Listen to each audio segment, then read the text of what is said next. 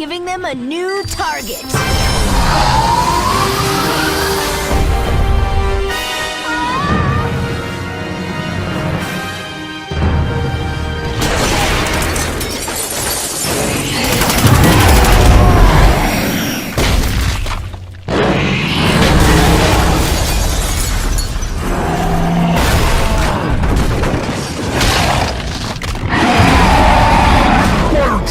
Someone your own size!